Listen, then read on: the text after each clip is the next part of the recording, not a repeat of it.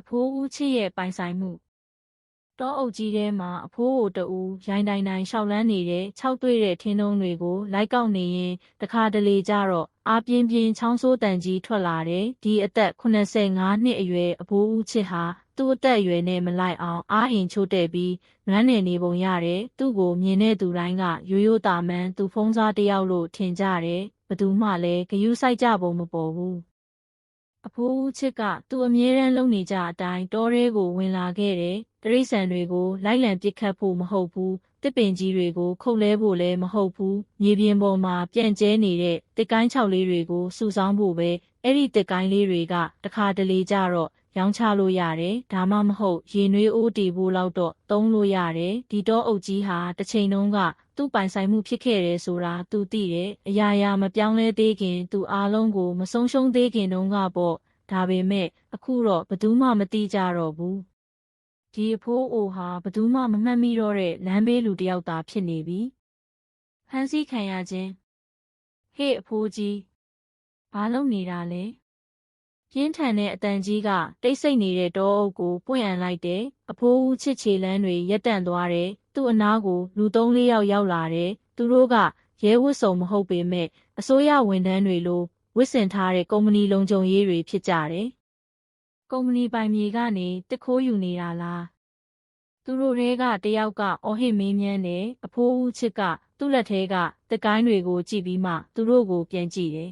။အဖိုးကတစ်ခိုးတာမဟုတ်ပါဘူးကွယ်မြေကြီးပေါ်ပြန်ကျဲကြနေတဲ့တစ်ကိုင်းချောက်လေးတွေစုနေတာပါ။သူတို့ထဲကတယောက်ကခန်းနေတဲ့ရေမောလိုက်တယ်။ဒီတောအုပ်ကကုမ္ပဏီပိုင်နဲ့ခမားဘာပိုင်မှမရှိဘူးဒီထဲကဘာမှယူလို့မရဘူးအဖိုးဦးချစ်မျက်လုံးတွေမှိတ်သွားတယ်တစ်ချိန်လုံးကဒါအဖိုးမြေပဲသူတို့ရဲ့ရေတံတွေပိုကျလာတယ်ခမားမြေဟုတ်လားခမားဘသူလဲထင်နေလဲခမားကိုဖမ်းမယ်ရုတ်တရက်အဖိုးဦးချစ်ရဲ့မျက်နှာပေါ်ကိုလက်သီးတစ်ချက်ကြားရောက်လာတယ်သူ့ခန္ဓာကိုယ်ရိုင်းတိုင်းဖြစ်ပြီးနောက်ဖက်ကိုလဲကျသွားတယ်နာကျင်လို့မျက်ရည်ကျတာမဟုတ်ဘူးဘသူမှသူ့ကိုမယုံကြည်လို့ဒီတောအုပ်ဟာသူ့ပိုင်ဆိုင်မှုဖြစ်ခဲ့တယ်လို့ဘသူမှလက်မခံကြလို့စိတ်မကောင်းဖြစ်ပြီးမျက်ရည်တွေဆိုးလာတာအဖိုးဦးချစ်ရဲ့ထင်းတုံးတွေပြန့်ကျဲကြကုန်တယ်သူ့ကိုလုံခြုံရေးတွေကကျိုးနဲ့ချီပြီးဖမ်းဆီးခေါ်ဆောင်သွားကြတယ်တကယ်ကိုထိတ်တန်းရာဇဝတ်သားတဦးလိုဆွဲခေါ်သွားကြတာဘသူမှမမြင်ကျင်တော့တဲ့လူတစ်ယောက်လိုပဲလေပြင်းတွေတိုက်ခတ်လာတဲ့လေဟာသူ့ဘဝဆုံးရှုံးသွားတဲ့ဒီအဖိုးကိုအတွက်ငိုကြွေးနေသလိုပဲဒါပေမဲ့ဘသူမှမသိဘူးသူတို့ဖမ်းဆီးခေါ်ဆောင်သွားတဲ့ဒီလူဟာတစ်ချိန်လုံးကဒီတောအုပ်ရဲ့ပိုင်ရှင်စစ်ဆိုတာကိုသူတို့ခိုးယူထားတဲ့ဒီမြေရဲ့ပိုင်ရှင်ဆိုတာကိုတရားရုံးခန်းထဲမှာပိန်ချုံးနေတဲ့အဖိုးဦးချစ်ဟာလက်ပြန်ကျိုးတုပ်လျက်တရားရုံးခန်းထဲမှာရက်နေတဲ့ခြေထောက်ကလည်းခြေပလာနဲ့ပဲရုံးခန်းကအေးဆက်ဆက်ဖြစ်နေတဲ့ဘေးကလူတွေရဲ့ကဲရဲတဲ့စကားသံတွေကလည်းအဖိုးရဲ့နားထဲတိုးတိုးလေးဝင်လာတဲ့ခိုးတာဒါပထမဆုံးအကြိမ်မဟုတ်တော့ဘူးအမြဲတမ်းခိုးနေကြဖြစ်မှာတရားသူကြီးကတူးနဲ့တစ်ချက်ခောက်လိုက်တယ်ဦးချစ်ခမားကိုကုမ္ပဏီပိုင်မြေကနေတစ်ခိုးမှုနဲ့ဆွဲချက်တင်ထားတယ်ဘလို့များတုံ့ပြန်ခြင်းပါသလဲအဖိုးဦးချစ်ကရှေ့တဲ့ကိုစိုက်ကြည့်နေတယ်သူ့မျက်လုံးထဲမှာမျက်ရည်တွေဝဲနေတယ်ကြောက်လို့မဟုတ်ဘူးဒီတစ်ချိန်လုံးကသူ့အိမ်ဖြစ်ခဲ့တဲ့နေရာမှာသူဟာသစိမ်းတယောက်လိုဖြစ်နေရတဲ့အတွက်ခံစားချက်ပြင်းထန်လို့အရှင်တရားသူကြီးအဖိုးရဲ့အတန်ကတိုးလွန်းလို့မကြားတကြားဖြစ်နေတယ်ကျွန်တော်မခိုးပါဘူးသူ့စကားတွေကတရားရုံးခန်းထဲကလူတွေအတွက်ရေးစရာဖြစ်နေတယ်သူတို့တွေကတယောက်ကမခိုးဘူးတဲ့ခိုးနေတာကိုမျက်မြင်ကိုယ်တွေ့ဖမ်းမိတာကိုများယူနီဖောင်းဝတ်အမျိုးသားတဦးရှေ့ကိုတက်လာတဲ့သူဟာကုမ္ပဏီလုံခြုံရေးဝန်ထမ်းတဦးအဖိုးဦးချစ်ကိုဖမ်းခဲ့တဲ့သူပဲအရှင်တရားသူကြီးဒီအဖိုးကိုတောထဲမှာလှည့်ပတ်နေတာကိုကျွန်တော်တွေ့ခဲ့တယ်ပထမတော့လမ်းမဝင်လာတယ်လို့ထင်ခဲ့တာပြီးတော့သူ့လက်ထဲမှာတစ်တွေတွေးမှတခိုးမှန်းသိခဲ့ရတာကျွန်တော်တို့အရင်ကလည်းသတိပေးဘူးပါတယ်ဒါပေမဲ့သူကအရေးမဆိုင်ဘူးအဖိုးကခိုးယူတာအမြဲတမ်းလိုလုပ်နေကြလားတရားသူကြီးကမေးလိုက်တယ်လုံခြုံရေးဝန်ထမ်းကယုံကြည်မှုရှိခေါင်းညိတ်ပြတယ်မှန်ပါတယ်တော်ပြီတရားလိုဘက်ကဆက်ပြောပါတရားသူကြီးကအတန်ကျဲကျဲနဲ့ပြောလိုက်တယ်လူတွေရဲ့စူညံတန်တွေပိုကျဲလာတဲ့တရားရုံးခန်းထဲကလူတွေကအဖိုးဦးချစ်ကိုအပြစ်ရှိတယ်လို့မှတ်ယူနေကြပြီ ရှေ့နေကအဖိုးဦးချစ်စီလျှောက်လာတဲ့သူ့မျက်လုံးတွေကဒီအမှုကိုအနိုင်ယူမယ်ဆိုတဲ့ယုံကြည်ချက်အပြည့်နဲ့ဦးချစ်ခမားယူတဲ့တစ်တွေကခမားပိုင်နေဆိုတာသက်သေပြနိုင်တဲ့အထောက်အထားရှိပါသလားအဖိုးဦးချစ်ကရှေ့နေစားပွဲကိုကြည့်လိုက်တယ်နက်နက်ရှိုင်းရှိုင်းတက်ပြင်းချလိုက်ပြီးတိုးတိုးလေးပြောလိုက်တယ်အဲ့ဒါကုမ္ပဏီပိုင်တစ်မဟုတ်ပါဘူးတစ်ပင်ပေါ်ကနေသူ့ဘာသာသူပြုတ်ကျလာတဲ့တစ်တွေပါအဖိုးကကိုယ့်ဘာသာကိုသုံးဖို့ပဲယူလာပါရှေ့နေကခပ်ပြုံးပြုံးလေးရေလိုက်တယ်အပြစ်ရှိသူကကိုယ်တိုင်ဝန်ခံနေပါပြီပြုတ်ကျတဲ့တစ်ဖြစ်နေဦးတော့ဒါကကုမ္ပဏီပိုင်မြေပေါ်ကပါခွင့်ပြုချက်မရှိဘဲယူရင်ခိုးမှုပဲဖြစ်ပါတယ်တရားရုံးခန်းထဲကလူတွေကရှေ့နေစကားကိုသဘောတူကြတယ်သူတို့ရဲ့အကြည့်တွေကအဖိုးဦးချစ်ကိုအထင်မြင်သေးတဲ့အကြည့်တွေအဖိုးဦးချစ်ကတိတ်ဆိတ်စွာထိုင်နေတယ်သူဘာပဲပြောပြောဘသူမှယုံမှာမဟုတ်ဘူးဆိုတာသူသိနေပြီးသူ့အတွက်ဒီတရားရုံးခန်းဟာအမှန်တရားကိုရှာဖွေတဲ့နေရာမဟုတ်ဘူးအားကြီးသူတွေကအားနည်းသူတွေကိုခြေမုံတဲ့နေရာပဲမမျှော်လင့်သောသက်သေခံမင်္ဂလာပါအရှင်တရားသူကြီးကျွန်တော်ဦးဘရွှေပါလူငယ်တယောက်ရှေ့ကိုတက်လာတဲ့အဖိုးဦးချစ်ကိုအကူအညီပေးဖို့ရောက်လာတဲ့ရွာသားတယောက်ပဲရှေ့နေအဖွဲ့ဝင်မဟုတ်ပေမဲ့တရားရုံးမှာပထမဆုံးအကြိမ်ဝင်ရောက်ခွင့်ရခဲ့တယ်တရားသူကြီးကသူ့ကိုမယုံသင်္ကာကြည့်လိုက်တယ်ခမရဘသူလဲဘာဖြစ်လို့ဒီအမှုမှာပါဝင်တာလဲကျွန်တော်ကဒီအမှုအတွက်ထောက်ထားရှာဖွေပေးဖို့တာဝန်ယူတဲ့သူပါရှေ့နေကလှောင်ပြောင်ပြီးအထောက်ထားဟုတ်လားဘလို့လူမျိုးလဲဦးဘရွှေကသူ့လက်ထဲကစာရွက်စာတမ်းတွေကိုတရားသူကြီးကိုလေးလေးစားစားကမ်းပေးလိုက်တယ်။အရှင်တရားသူကြီးဒီစာရွက်စာတမ်းတွေကအဖိုးဦးချစ်ရဲ့မူရင်းမြေပိုင်ဆိုင်မှုစာချုပ်တွေပါအဖိုးဦးချစ်ကဒီမြေရဲ့မူရင်းပိုင်ရှင်ဖြစ်တယ်ဆိုတာသက်သေပြထားတဲ့အထောက်အထားတွေပါ။တရားရုံးခန်းထဲမှာတိတ်ဆိတ်သွားတဲ့ရှေ့နေကအံ့အားသင့်သွားတဲ့ကုမ္ပဏီကိုယ်စားလှယ်ကမယုံကြည်နိုင်စွာခေါင်းခါပြတယ်။အရှင်တရားသူကြီးဒီအထောက်အထားကအတူရောင်ဖြစ်မှာပါဘလို့လို့ဒီလိုအသက်ကြီးတဲ့သူကဒီလိုမြေမျိုးကိုပိုင်ဆိုင်မှလည်းမဖြစ်နိုင်ဘူးဦးဘရွှေကရှေ့နေကိုပြန်ကြည့်ပြီးပြောလိုက်တယ်မဖြစ်နိုင်တာလားဒါမှမဟုတ်ခမည်းတော်ကုမ္ပဏီရဲ့အကျိုးစီးပွားနဲ့မကိုက်ညီလို့လားပြီးတော့ကုမ္ပဏီကိုယ်စားလှယ်ကိုပြန်ကြည့်ပြီးဆက်ပြောတယ်ခမည်းတော်ကဒီမြေကိုတရားဥပဒေမဲ့လူယူထားတာပါတရားရုံးကဒီအချက်ကိုလစ်လျူရှုမယ်ဆိုရင်ကျွန်တော်ကကုမ္ပဏီကိုမြေယာလူရဲမှုနဲ့တရားစွဲဆိုပါမယ်။တရားသူကြီးကသူ့လက်ချောင်းတွေနဲ့စာရွက်စာတမ်းတွေကိုခောက်လိုက်တယ်။ဒီစာရွက်စာတမ်းတွေကတကယ်ကိုအားကောင်းတဲ့အထောက်အထားတွေပဲဒါပေမဲ့ဘာဖြစ်လို့အခုမှထွက်လာတာလဲဒီလောက်အချိန်ကြာအောင်ပိုင်ရှင်စစ်ကတော့ဒီမြေကသူ့နာမည်နဲ့ရှိနေသေးတယ်ဆိုတာမသိခဲ့ဘူး။တရားရုံးခန်းပြန်ငြိမ်သွားတယ်တချို့ရွာသားတွေကပြန်လဲစဉ်းစားမိကြတယ်ကုမ္ပဏီကမြေတွေမသိမ်းယူခင်တုန်းကပိုင်ရှင်အဖိုးကိုတယောက်ပျောက်သွားတာကိုသူတို့မှတ်မိကြတယ်အခုတော့အဲ့ဒီလူကသူတို့ရှေ့မှာထိုင်နေတယ်အရှင်တရားသူကြီးဒါရီမှန်နေဦးတော့လဲအဖိုးကခွင့်ပြုချက်မရှိဘဲတိတ်ယူတာပဲရှေ့နေကပြောလိုက်တယ်ဦးဘရွှေကခေါင်းခါပြတယ်ကိုမြေကိုခိုးတယ်ဆိုတာဘလို့လို့ဖြစ်နိုင်မှာလဲတရားသူကြီးကစာရွက်စာတမ်းတွေကိုတစ်ခါပြန်ကြည့်လိုက်တယ်မျက်နှာကတီလာတဲ့စာရွက်တွေကိုစပွဲပေါ်တင်လိုက်ပြီးရှေ့နေကိုကြည့်လိုက်တယ်ကုမ္ပဏီဘက်ကဒီမြေကိုအဖိုးဦးချစ်စီကတရားဝင်ဝယ်ယူခဲ့တယ်ဆိုတဲ့အထောက်အထားစာရွက်စာတမ်းတွေရှိပါသလားရှေ့နေတိတ်ဆိတ်သွားတယ်သူကခုနကတက်တေခံတဲ့လုံခြုံရေးဝန်ထမ်းကိုလှမ်းကြည့်လိုက်တယ်သူကတော့စိတ်မချမ်းမသာဖြစ်နေပုံရတယ်ကုမ္ပဏီမှာတော့အထောက်အထားတွေရှိပါတယ်အရှင်တရားသူကြီးတရားသူကြီးကသူ့တူနဲ့တစ်ချက်ခောက်လိုက်တယ်တကယ်ရှိတယ်ဆိုရင်ကျွန်တော်မြင်ချင်တယ်ဦးချစ်ခမားကောင်းညိတာကဒါခမားမြေဆိုတာကိုလက်ခံလိုက်တာလားတရားသူကြီးကမေးလိုက်တယ်အဖိုးဦးချစ်ကသူ့မျက်နှာပေါ်ကမျက်ရည်တွေကိုတုပ်လိုက်ပြီးခေါင်းညိပြတယ်သူ့အတန်ကတုန်ရင်နေတယ်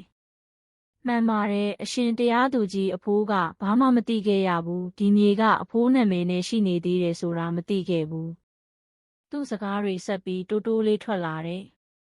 တစ်ချိန်လုံးကအဖိုးကလယ်သမားတစ်ယောက်ပါဒီမြေပေါ်မှာကိုယ့်ဘာသာကိုစိုက်ပျိုးစားတောက်ခဲ့တာရွာသားတွေကဒီမြေကသူတို့ပိုင်တယ်လို့ပြောတဲ့အခါအဖိုးကဘာစာရွက်စာတမ်းမှမဖတ်တတ်ဘူးသူတို့ပေးတဲ့စာရွက်ပေါ်မှာလက်မှတ်ထိုးလိုက်ရတာသူကနက်နက်ရှိုင်းရှိုင်းတက်ပြင်းချလိုက်တယ်သူ့အတန်ကပိုပြီးတိုးလာတယ် သူတို့ကအဖိုးထွက်သွားရမယ်လို့ပြောတယ်ဒီမြေပေါ်မှာနေပိုင်ခွင့်မရှိတော့ဘူးလို့ပြောတယ်အဖိုးအိမ်ဆုံးရှုံးခဲ့တယ်လယ်တွေဆုံးရှုံးခဲ့တယ်အဖိုးထွက်သွားရုံပဲတက်နိုင်ခဲ့တယ်ရှေ့နေကုမ္ပဏီကဒီမြေကိုတရားဝင်ဝယ်ယူခဲ့တယ်ဆိုတဲ့သက်သေခံအထောက်အထားရှိပါသလားတရားသူကြီးကထပ်မေးလိုက်တယ်ဒီတစ်ခါတော့အတန်ကပိုပြီးပြတ်သားတယ်ဦးချစ်စီကဒီမြေကိုဥပဒေနဲ့အညီဝယ်ယူခဲ့တယ်ဆိုတဲ့အထောက်အထားရှိပါသလားရှေ့နေကတရွေးမျိုးချလိုက်တယ်ကျွန်တော်တို့ထပ်မံစစ်ဆေးဖို့လိုအပ်ပါတယ်အရှင်တရားသူကြီးဦးဘရွှေကခပ်ပြုံးပြုံးလေးရေလိုက်ပြီးရှေ့ကိုတက်လာတဲ့အရှင်တရားသူကြီးကျွန်တော်တို့အဖြေကိုသိပြီးပြီလို့ထင်ပါတယ်ရှေ့နေကသူ့ကိုမျက်စိစူးစူးနဲ့ကြည့်လိုက်တယ်တက်သေးမရှိပဲခမားကဘလို့လောက်ကောက်ချက်ချနိုင်မှာလဲဦးဘရွှေကခေါင်းကြီးပြတယ်မှန်ပါတယ်ဒါကြောင့်တက်သေးတွေကိုကြည့်ကြရအောင်ကုမ္ပဏီကတကယ်ပဲတရားဝင်မြေပိုင်ဆိုင်မှုစာရွက်စာတမ်းတွေရှိတယ်ဆိုရင်အခုပြပါတရားသူကြီးကတူးနဲ့တစ်ချက်ခောက်လိုက်တယ်ရှေ့နေဘက်ကိုဒီမြေပိုင်ဆိုင်မှုအထောက်အထားတွေတင်ပြဖို့24နာရီအချိန်ပေးလိုက်မယ်အထောက်အထားမရှိဘူးဆိုရင်တရားခံဦးချစ်ကိုတရားစွဲဆိုထားတဲ့အမှုဟာအလိုလျောက်ပဲဖျက်လိုက်မယ်အဖိုးဦးချစ်ဟာတရားဝင်မြေပိုင်ရှင်အဖြစ်သတ်မှတ်ပါတယ်ဆုံးရှုံးမှုနဲ့စိတ်ပိုင်းဖြတ်မှုတရားရုံးခန်းထဲမှာစူညံတန်တွေပြန်ထွက်လာတဲ့အဖိုးဦးချစ်မျက်လုံးတွေကတောက်ပြောင်နေတယ်ဒါပေမဲ့သူ့စိတ်ထဲမှာတော့ဝမ်းနည်းမှုတွေပြည့်နှက်နေတုံးပဲမြေပြန်ရပေမဲ့ပျောက်ဆုံးသွားတဲ့အချိန်တွေကိုဘယ်တော့မှပြန်ရတော့မှာမဟုတ်ဘူးတရားသူကြီးကတူနဲ့ထက်ခောက်ပြီးဒီတရားရုံးခန်းကိုငါဈေးဖြစ်စေတာမလိုချင်ဘူးစူညံတန်တွေငြိမ်သွားတယ်တရားသူကြီးကကုမ္ပဏီကအမှုကိုရုပ်သိမ်းလိုက်ပြီလို့သိလိုက်တယ်သူတို့ဟာအဖိုးဦးချစ်လိုရိုးသားတဲ့လယ်သမားတယောက်ကိုမနိုင်ခဲ့ဘူးကုမ္ပဏီမှာအခုတော့အကြီးအကျယ်ပြဿနာတက်ပြီအဖိုးဦးချစ်ကိုရှေ့နေဘက်ကတရားဝင်အထောက်အထားမတွေ့မချင်းဖမ်းဆီးခြင်းကန့်သက်ခြင်းအားလုံးကနေလွတ်မြောက်စေရမယ်လို့ကျွန်တော်အမိန့်ပေးပါတယ်တရားရုံးခန်းထဲမှာတိုးတိုးတိတ်တိတ်စကားသံတွေထွက်လာတဲ့ရှေ့နေကချက်ချင်းထက်ရက်လိုက်တယ်အရှင်တရားသူကြီးတရားခံကိုခွင့်ပြုချက်မရှိဘဲတိတ်ယူနေတော့မိထားတာပါဒီလိုပဲလွှတ်ပေးလိုက်လို့မရပါဘူးဦးဘရွှေကမျက်လုံးစူးစူးနဲ့ကြည့်ပြီးကိုမြေကိုခိုးယူတာဘလို့လုပ်ဖြစ်နိုင်မှာလဲရှေ့နေကလက်သီးဆုပ်ပြီးစပွဲပေါ်တင်လိုက်တယ်အရှင်တရားသူကြီးဒီမြေပိုင်ဆိုင်မှုအခြေအနေကအငင်းပွားနေသေးပါတရားသူကြီးကခဏလောက်တိတ်ဆိတ်သွားပြီးအခြေအနေကိုစဉ်းစားလိုက်တယ်နောက်ဆုံးတော့တက်ပြင်းချလိုက်တယ်ကောင်းပြီခိုးမှုဆွဲချက်ကမြေပိုင်ဆိုင်မှုနဲ့တိုက်ရိုက်သက်ဆိုင်နေပြီးအခြေအနေကမရှင်းသေးတဲ့အတွက်တရားခံကိုအပြစ်ရှိတယ်လို့မယူဆနိုင်သေးဘူးဒါကြောင့်နောက်တရက်ဆက်လက်စစ်ဆေးဖို့ဆုံးဖြတ်လိုက်တယ်အဖိုးဦးချစ်ကဖြည်းဖြည်းချင်းခေါင်းမော့လိုက်တယ်သူ့မျက်လုံးထဲမှာမျက်ရည်တွေစို့နေတယ်ဒါပေမဲ့ဒါကဝမ်းနည်းလို့မဟုတ်တော့ဘူးပျော်ရွှင်လို့သူ့ဘဝမှာပထမဆုံးအကြိမ်တရားမျှတမှုအတွက်အခွင့်အရေးရခဲ့ပြီတရားရုံးခန်းထဲကထွက်လာချိန်မှာဦးဘရွှေကသူ့ကိုပခုံးဖတ်ထားတယ်အဖိုးဦးချစ်ကိုအပြစ်ကလွတ်မြောက်ပြီးဒါပေမဲ့သူ့မှာမဖြေရှင်းနိုင်သေးတဲ့မေးခွန်းတစ်ခုရှိနေတယ်သူတကယ်ပဲလက်ထိတ်မပါပဲဒီနေရာကနေထွက်ခွာနိုင်ခဲ့ပြီလားဒါပေမဲ့သူသိတယ်ဒီတိုက်ပွဲကမပြီးသေးဘူးဘယ်သူမှယုံကြည်မှာမဟုတ်တဲ့ရှည်လျားတဲ့ခရီးတစ်ခုပဲဦးဘရွှေကအဖိုးဦးချစ်ကိုသူ့အိမ်ခေါ်လာခဲ့တယ်သူတို့မြေပိုင်ဆိုင်မှုစာရွက်စာတမ်းတွေကိုကြည့်နေကြတယ်အဖိုးဒီစာရွက်တွေအရဒီမြေကအဖိုးပိုင်တာအမှန်ပဲကုမ္ပဏီကအဖိုးစီကနေဘာရော်ကြေးမှမပေးပဲတရားမဝင်လူယူထားတာသူတို့ကအင်အားနဲ့ဩဇာကိုပဲသုံးပြီးအဖိုးကိုမောင်းထုတ်ခဲ့တာအဖိုးဦးချစ်ကသူ့လက်ချောင်းတွေဆုပ်ထားတယ်အဖိုးကကိုအပြစ်တင်ခဲ့တယ်ကိုကအမှားလုပ်ခဲ့တယ်ကိုပိုင်ဆိုင်မှုတွေကိုမကာကွယ်နိုင်ခဲ့ဘူးလို့ထင်ခဲ့တာအဖိုးဦးချစ်ရဲ့အတန်ကတုံရင်နေတယ်အဖိုးအိမ်ဆုံးရှုံးခဲ့တယ်ဇနီးတွေကိုဆုံးရှုံးခဲ့တယ်အရာရာကိုဆုံးရှုံးခဲ့တယ်ဒီလိုလုပ်ခဲ့တဲ့သူတွေကိုအဖိုးဘလို့မှခွင့်မလွတ်နိုင်ဘူးဦးဘရွှေတိတ်ဆိတ်သွားတယ်သူသိတယ်ဒါကအဖိုးဦးချစ်ရဲ့ဇလန်းတစ်ခုတည်းမဟုတ်ဘူးတစ်ချိန်လုံးကဒီလိုမတရားမှုမျိုးကိုခံစားခဲ့ရသူတွေအများကြီးရှိခဲ့တယ်တရားမျှတမှုကိုတကယ်ပြန်ရယူနိုင်မှာလားအဖိုးဦးဘရွှေကသူ့အတန်ကိုထိန်းချုပ်ဖို့စ조사ပြီးမေးလိုက်တယ်အဖိုးဦးချစ်ကခေါင်းကြီးပြတယ်သူတို့လုပ်ခဲ့တာတွေကိုပြန်ရမယ်ဦးဘရွှေလက်သီးဆုပ်လိုက်တယ်သူသိတယ်ဒါကမတရားဘူးကို့အမှားကြောင့်မဟုတ်ပဲမတရားမှုကြောင့်အရာရာကိုဆုံးရှုံးခဲ့ရတာထက်ပိုနာကျင်စရာဘာမှမရှိဘူးအဖိုးဦးချစ်က တက်ပြေးရှည်ကြီးချလိုက်ပြီးမှခပ်ပြုံးပြုံးလေးရေလိုက်တယ်ဒါပေမဲ့အဲ့ဒီအပြုံးကနာကျင်မှုတွေနဲ့ပြည့်နေတယ်အဖိုးကအဲ့ဓာတွေကိုပြန်သိမ်းပိုက်နိုင်ပေမဲ့ဒီအချိန်တွေဘယ်တော့မှပြန်မရနိုင်တော့ဘူးဦးပရွှေသူ့ကိုမယုံသင်္ကာကြည့်လိုက်တယ်အဖိုးကဘာကိုဆိုလိုတာလဲအပြင်ဘက်မှာလေပြင်းတွေပိုတိုက်ခတ်လာတယ်အဲ့ဒီညကအဖိုးဦးချစ်အတွက်ဆုံးရှုံးမှုတွေနဲ့ပြည့်နှက်နေတဲ့နှစ်ပေါင်းများစွာရဲ့အဆုံးသက်ဖြစ်ခဲ့တယ်မနှက်ဖြန်ကသူ့အတွက်မျှော်လင့်ချက်တွေတည်ဆောင်လာနိုင်မလားအောင်ပွဲခံခြင်းနဲ့အနာဂတ်နောက်တစ်နေ့နနက်တရားရုံးခန်းထဲမှာအဖိုးဦးချစ်ကသူ့ထိုင်ကုန်မှာထိုင်နေတယ်ဦးဘရွှေကသူ့ဘေးမှာရက်နေတယ်သူ့မျက်လုံးတွေကရှေ့နေစားပွဲကိုစူးစူးဆိုင်ဆိုင်ကြည့်နေတယ်ကုမ္ပဏီဘက်ကတင်းမာနေပုံရတယ်မနေ့ကယုံကြည်မှုအပြည့်နဲ့ရှေ့နေဟာအခုတော့နည်းနည်းစိတ်မချမ်းမသာဖြစ်နေပုံရတယ်သူကလက်ထဲမှာအညိုရောင်ဖိုင်တွဲကိုကင်ထားပေမဲ့ချက်ချင်းမဖွင့်သေးဘူးတရားသူကြီးကတူနဲ့ခောက်လိုက်တယ်ကျွန်တော်တို့ဆက်လက်စစ်ဆေးမယ်ရှေ့နေဘက်ကတောင်းဆိုထားတဲ့မြေပိုင်ဆိုင်မှုအထောက်အထားတွေယူလာခဲ့ပါသလားရှေ့နေကချောင်းဟန်းလိုက်တဲ့ရှေ့ဆုံးခုံမှာထိုင်နေတဲ့ကောင်းမွန်သက်ရက်စွာဝတ်ဆင်ထားတဲ့ကုမ္ပဏီကိုယ်စားလှယ်ကိုလှမ်းကြည့်လိုက်တဲ့ထိုလူကသူ့ကိုမျက်လုံးစူးစူးနဲ့ကြည့်ပြီးချက်ချင်းပြောဖို့အချက်ပြလိုက်တဲ့ရှေ့နေကတုံဆိုင်စွာနဲ့ပဲဖိုင်တွဲကိုဖွင့်လိုက်တယ်အရှင်တရားသူကြီးကုမ္ပဏီရဲ့မှတ်တမ်းတွေကိုပြန်စစ်ဆေးပြီးနောက်မှာဒီမြေနဲ့ပတ်သက်တဲ့အယောင်းဝယ်စာရွက်စာတမ်းတချို့ကိုကျွန်တော်တို့တွေ့ရှိခဲ့ပါတယ်။ဒါပေမဲ့တရားခံလက်မှတ်ထိုးထားတဲ့ငွေပေးချေမှုဒါမှမဟုတ်အယောင်းဝယ်စာချုပ်စာတမ်းတွေကိုတော့ရှာမတွေ့ခဲ့ပါဘူး။တရားရုံးခန်းထဲမှာရုတ်တရက်ဆူညံသွားတယ်။တရားသူကြီးကတူနဲ့ခောက်လိုက်တယ်။ဒါဆိုခမားတို့ကုမ္ပဏီကဒီမြေကိုဦးချစ်စီကနေတရားဝင်ဝယ်ယူခဲ့တယ်ဆိုတဲ့အထောက်အထားမရှိဘူးပေါ့ရှေ့နေကတပ်ပြင်းချလိုက်တဲ့အရှင်တရားသူကြီးတရားရုံးခန်းထဲကတီးတိုးတန်တွေပိုကျဲလာတယ်မနေ့ကအဖိုးဦးချစ်ကိုကဲရဲခဲ့တဲ့ရွာသားတချို့ကအခုတော့သူ့ကိုလေးလေးစားစားနဲ့ကြည်နေကြပြီးသူတို့ကမှန်တာကိုပြောကျင်ကြပြီးအရှင်တရားသူကြီးဒီအချက်ကဒီမြေဟာအဖိုးဦးချစ်နာမည်နဲ့ပဲရှိနေသေးတယ်ဆိုတာကိုဆိုလိုတာပဲသူဘယ်တော့မှမယောင်းခဲ့ဘူးဦးဘရွှေကအတန်ကျဲကျဲနဲ့ပြောလိုက်တယ်တရားသူကြီးကခေါင်းကြီးပြလိုက်တယ်ရှေ့နေဘက်ကတင်ပြတဲ့ဆွဲချက်အားနည်းချက်တွေအရဦးချစ်အပေါ်တရားစွဲဆိုထားတဲ့ခိုးမှုဆွဲချက်ကိုပယ်ဖျက်လိုက်ပြီးဦးဘရွှေစိတ်သက်သာရာရသွားတယ်ဒါပေမဲ့သူ့ဘေးကအဖိုးဦးချစ်ကတော့တိတ်ဆိတ်စွာထိုင်နေတုန်းပဲသူနိုင်ခဲ့ပြီးဒါပေမဲ့သူ့စိတ်ထဲမှာဘာကြောင့်ပဟေရိဆန်စွာလစ်ဟာနေတာလဲ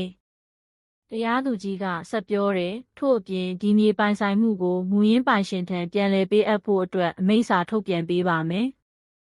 အားလုံးရဲ့မျက်လုံးတွေကအဖိုးဦးချစ်ကိုစူးစိုက်ကြည့်နေကြတယ်သူကောင်းကုန်ထားတယ်လက်နှစ်ဖက်ကသူ့ပေါင်းဗီစကိုကြစ်ကြစ်ဆုပ်ထားတယ်နှစ်ပေါင်းများစွာကြာပြီးနောက်ဒီမြေကသူ့စီပြန်ရောက်လာခဲ့ပြီးဒါပေမဲ့အခုတော့သူကအဖိုးအိုတူသာသူ့အိမ်ဆုံးရှုံးခဲ့တယ်မိသားစုကိုဆုံးရှုံးခဲ့တယ်သူ့ဘဝကိုဆုံးရှုံးခဲ့တယ်အခုကြံနေတာကတော့သူ့အတွက်ဘာမှအဓိပ္ပာယ်မရှိတော့တဲ့မြေကွက်လက်တစ်ခုပဲတရားရုံးဝင်းနောက်မှာအဖိုးဦးချစ်ကငြိမ်သက်စွာရက်နေတယ်သူမငိုဘူးသူဒီတိုင်းရက်နေတယ်သူ့စိတ်ထဲကခံစားချက်အားလုံးကဘယ်ကိုစီးဆင်းရမှန်းမသိတဲ့ရွယ်ဝဲကြီးတစ်ခုလိုပဲသူ့အတွင်းထဲမှာလဲပတ်နေတယ်ဦးဘရွှေကသူ့အနားကိုမျောလင်းချက်အပြည့်နဲ့ရှောက်လာတယ်အဖိုးအားလုံးပြီးသွားပြီးအဖိုးမြေတွေအဖိုးစီပြန်ရောက်လာပြီးကျွန်တော်တို့နောက်ထပ်စာရွက်စာတမ်းတွေထပ်လုပ်ပြီးဘသူမှထပ်ပြီးမလူယူနိုင်အောင်လုပ်နိုင်တယ်အဖိုးဦးချစ်ကမဖြေဘူးသူကသူ့ခြေထောက်အောက်ကမြေကြီးကိုပဲကြည့်နေတယ်ပျောက်ဆုံးသွားတဲ့အရာတစ်ခုကိုရှာနေသလိုပဲဦးဘရွှေကသူ့ကိုအားပေးဖို့ဆက်ပြောတယ်အဖိုးအဲ့ဒီမှာအိမ်ပြန်ဆောက်လို့ရတယ်ကျွန်တော်လည်းအတက်နိုင်ဆုံးကူညီပေးမယ်အဖိုးဦးချစ်ကခေါင်းမော့လိုက်တယ်ပထမဆုံးအကြိမ်သူ့နှုတ်ခမ်းဖျားကအပြုံးတစ်ပွင့်ထွက်ပေါ်လာတယ်အဲ့ဒီအပြုံးကညှိုးမိန်ပြီးဝမ်းနေနေပုံရတယ်အဖိုးအိုကတက်ပြေးရှည်ကြီးချလိုက်တယ်သူ့အတန်ကအားရင်ချိုးတဲ့ပြီးလှိုက်လဲနေတယ်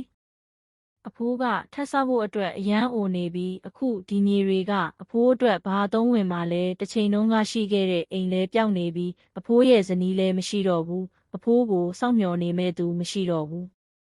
ဦးဘရွှေသူ့ကိုကြည့်လိုက်တယ်ဒါပေမဲ့ဒီတစ်ခါတော့သူ့စိတ်ထဲကစကလုံးတွေကသူ့လက်ချောင်းထဲမှာပိတ်ဆို့နေတယ်သူဘာမှမပြောနိုင်ဘူးဒီအဖိုးအိုဟာမျောလင်းချက်တွေဘဝဆက်လျှောက်ဖို့အင်အားတွေဆုံးရှုံးနေပြီဆိုတာသူသိတယ်ဒါပေမဲ့သူဘာမှမပြောခင်အဖိုးဦးချစ်ကဆက်ပြောလိုက်တယ်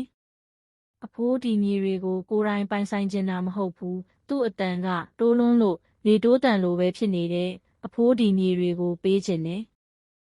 ဦးဘရွှေအံ့အားသင့်သွားတယ်အရာရာကိုလူယူခံခဲ့ရတဲ့ဒီအဖိုးအိုဟာပေးကမ်းဖို့အတွက်စိတ်ကောင်းရှိနေသေးတယ်ဆိုတာသူမထင်မှတ်ထားဘူးအဖိုးတေချာလားအဖိုးဦးချစ်ကခေါင်းကြီးပြတယ်ဘာမှအသေးယူသွားလို့မရတဲ့အရာကိုပိုင်ဆိုင်နေလို့ဘာသုံးဝင်မှလဲအဖိုးဒီမြေတွေကိုအဖိုးလိုပဲအိမ်မက်ရမယ်ဖြစ်နေတဲ့သူတွေအတွက်အိမ်လေးတစ်လုံးဖြစ်စေခြင်းနဲ့ဦးဘရွှေမျက်ရည်တွေဆို့လာတယ်အဖိုးဦးချစ်ဒီလိုပြောလိမ့်မယ်လို့သူမထင်ထားခဲ့ဘူးအဲ့ဒီညကအဖိုးရဲ့ဆုံးဖြတ်ချက်ကိုချခဲ့တယ်လက်စားချေဖို့မဟုတ်ဘူးပျောက်ဆုံးသွားတဲ့အရာတွေကိုပြန်ရယူဖို့မဟုတ်ဘူးပိုင်ဆိုင်မှုတသက်ထက်ပိုကြီးတဲ့အရာတစ်ခုကိုပေးဖို့အတွက်လအနှဲငယ်ကြာပြီးနောက်မှာတစ်ချိန်တုန်းကအတင်းအဓမ္မသိမ်းယူခံရမလို့ဖြစ်ခဲ့တဲ့ဒီမြေပေါ်မှာရိုးရှင်းတဲ့အိမ်လေးတစ်လုံးပေါ်ထွက်လာခဲ့တဲ့ခမ်းနားတဲ့အိမ်မဟုတ်ဘူးကြီးမားတဲ့ပြောင်ပြောင်လက်လက်အဆောက်အအုံမဟုတ်ဘူးဒါပေမဲ့အိမ်ချေမဲ့သူတွေအတွက်ရှင်သန်ဖို့အတွက်နေရာလိုအပ်နေသူတွေအတွက်ခိုလုံရာတစ်ခုပဲလူတွေကအခုတော့ဒီနေရာကိုဦးချစ်အိမ်လို့သိကြတယ်အိမ်ပြန်စရာနေရာမရှိသူတွေအတွက်အိမ်တစ်လုံးနှစ်ပေါင်းများစွာတယောက်တည်းလို့ခံစားခဲ့ရပြီးနောက်မှာပထမဆုံးအကြိမ်သူအိမ်ပြန်ရောက်လာသလိုခံစားလိုက်ရတယ်